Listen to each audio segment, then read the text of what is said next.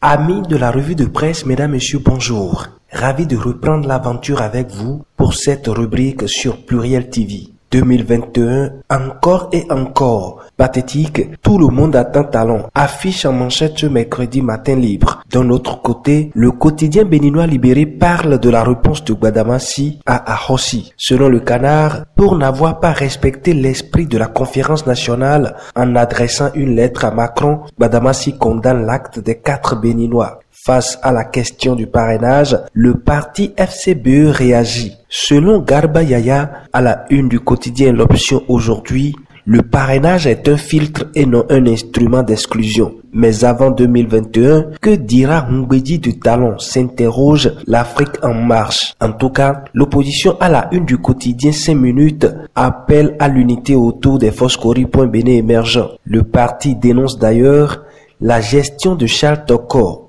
Une fois encore, au cours de la 3e session ordinaire du conseil communal de Parakou, écrit le quotidien L'Autre Vision. Pendant ce temps, le meilleur nous informe que le maire Inoussa Chabi Zime se désole de l'état défectueux de certains carnivaux de la 3e villa statut particulier du Bénin Parakou. À Djougou par contre, le même quotidien nous apprend que le maire Malik Seibou Gominan lance le concours Le quartier le plus propre foncier dans la commune de Comé. Dans le même temps, le maire Adam Opé doit identifier toutes les réserves administratives, écrit en manchette ce matin le quotidien Pluriel. Sur un tout autre plan, la rentrée académique 2020-2021 n'échappe pas aux confrères ce matin. Pour le challenge, l'administration Talon anticipe et met les grands moyens pour une rentrée effective et apaisée. Le matinal et Pluriel publie tout sur le calendrier scolaire. Le grand quotidien conclut que la rentrée sera effective le 28 septembre prochain.